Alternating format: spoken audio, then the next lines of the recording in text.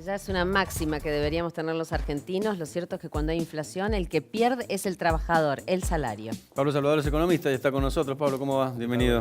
Gracias por la invitación. Bueno, lo que decíamos al principio, cuando negociamos salarios, lo hacemos en base a lo que pasó el año anterior, a lo que perdimos en el año anterior, pero lo hacemos con la expectativa de inflación del año siguiente. Estamos ahí medio raro a la hora de tratar de compensar el bolsillo. Sí, es muy difícil, sobre todo en una economía que viene con mucha inflación durante muchos años, entonces es muy difícil calcular. Es bien fácil decir, bueno, para atrás la inflación el año pasado fue del 25%, bueno, este año ¿cuánto va a ser, no? Entonces ahí es cuando empiezan los pronósticos. El Banco Central sale a decir un número, luego en el presupuesto se fija otro número y en definitiva termina siendo otro. Y lo que va a pasar este año, lamentablemente, es que los salarios van a perder en promedio contra la inflación. Se calcula que entre 3 y 5 puntos. Lo mismo que sucedió en el 2016 y en el 2014, años no electorales, donde la economía no creció, tanto provincial como nacional, y donde los salarios perdieron contra la inflación. Ahora decías, el año anterior fue del 25 y las paritarias no cerraron en ese porcentaje. Este año arrancan con un 15, tratando de igualar lo que va a pasar hoy y ya tenés un porcentaje de pérdida atrás. Sí, hay que hacer una aclaración. En promedio entre 3 y 5 puntos, ¿por qué? Porque recordemos que las paritarias no son año calendario, no van de enero a diciembre. Las paritarias van, por ejemplo, los docentes van de marzo a marzo, los docentes universitarios van de junio a junio y la inflación se mide de enero a diciembre. Entonces la inflación el año pasado fue de 25, pero en todo el año calendario, pero en promedio los salarios le ganaron a la inflación, por esos cortes que acabamos de mencionar. Si uno mira la inflación de este año va a ser del 30, ningún gremio ha arreglado por el 30 ni va a arreglar por el 30. Lo que hay que hacer es medir la inflación interanual en el mes que corresponde a la paritaria. Por ejemplo, los docentes, que fueron los primeros que arreglaron en marzo de este año, habría que ver cuál va a ser la inflación entre marzo de este año con marzo del año siguiente para ver si le empatan por lo menos a la inflación. Ahora, nosotros hablamos de promedios y obviamente cuando uno lo piensa de manera particular, esto me parece que tiene un impacto mayor, sobre todo porque los incrementos más fuertes que hemos sufrido tienen que ver con el combustible, con los alimentos, Sí. con bebidas. Lamentablemente cuando en economía se habla de números siempre se habla de promedios. Cuando uno habla del desempleo dice el desempleo es 3% en Mendoza, es muy bajo. Sí, pero ¿cómo yo le explico a esas 20.000 personas que hoy no tienen empleo que es un número bajo? Claro, que Entonces, no tienen incidencia en el mercado. Exactamente, siempre hablamos de promedios. ¿Qué quiere decir? Bueno, hay sectores, el del tema del sector bancario, sector transporte, que le van a ganar a la inflación con sus salarios, pero la mayoría de los sectores van a estar por debajo. Ahora, la mayoría de las empresas, en base a las encuestas que hacen diferentes consultoras, de expectativas, de remuneraciones, ya decían durante el primer semestre que iban a igualar la inflación con los aumentos salariales independientemente de lo que se había cerrado en paritarias. Pero el segundo semestre arranca con un escenario bastante complejo y difícil, porque ya superó la inflación a los acuerdos en los primeros 6 meses. De aquí a fin de año, ¿cómo se estima que puede llegar a ser la cosa? Bueno, aquí es muy importante el tema de las famosas cláusulas gatillo o cláusulas revisión. Aquellos convenios que se firmaron con algunos de estos tipos de cláusulas tienen que activarse para recuperar lo que ya se perdió hasta el momento y tratar de que no se pierda más en lo que queda de año. Recordemos que la macroeconomía empezó a complicarse ya en el segundo trimestre de este año que ya pasó. Sí.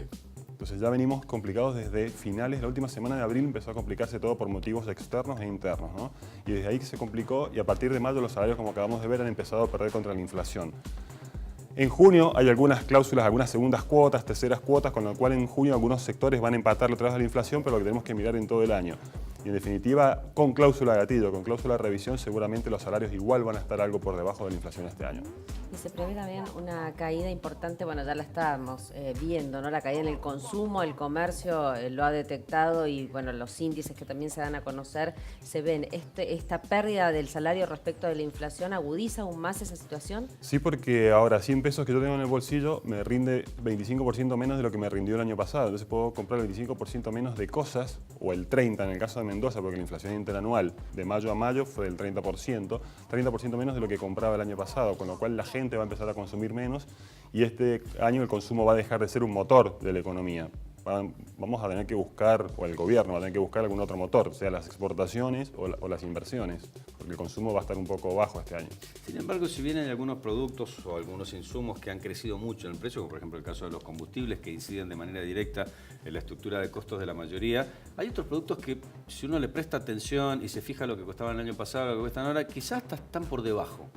Por ejemplo, lo hablábamos recién en las compras en supermercado, los fideos secos se consiguen más baratos que el año pasado.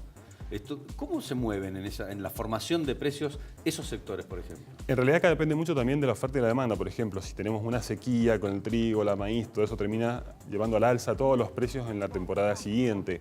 El año pasado hubo una buena temporada, entonces por eso algunos precios se mantienen bajos. No sé si bajan, pero por lo menos se mantienen. Ahora salió, por ejemplo, un informe que los supermercados en el último mes, en promedio, bajaron 1 o 2% los precios promedio, al contrario de lo que uno puede creer a veces, ¿no? Entonces, esto está indicando justamente lo que decía Daniela, ¿no? El tema del poder de compra que está perdiendo el salario y muchas veces, ¿qué pasa? Cuando hay devaluación en Argentina, siempre termina trasladándose parte de esa devaluación a los precios. Cuando estamos en una economía que se ha enfriado, que está en recesión, esos traslados no se producen en tanta magnitud.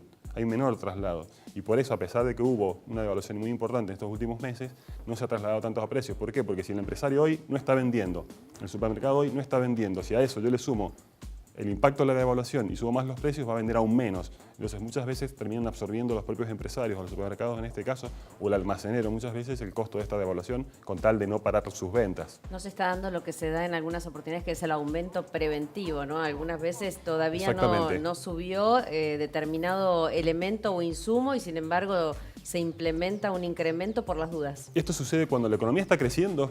Por ejemplo, el año pasado, cuando la economía crecía, si el tipo de cambio saltaba mucho, inmediatamente se trasladaba a precios. ¿Por qué? Porque la gente seguía comprando. ¿Por qué? Porque los salarios le habían ganado a la inflación.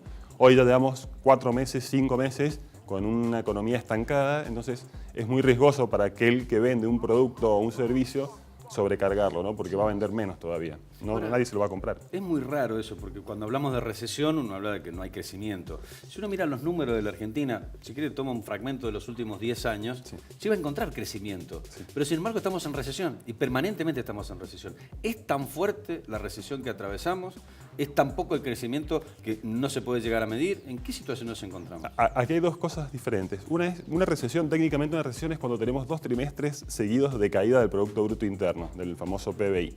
Ya llevamos un trimestre que todavía no salen los datos publicados, pero van a salir dentro de poco, porque siempre hay un poco de retraso con el tema de la información.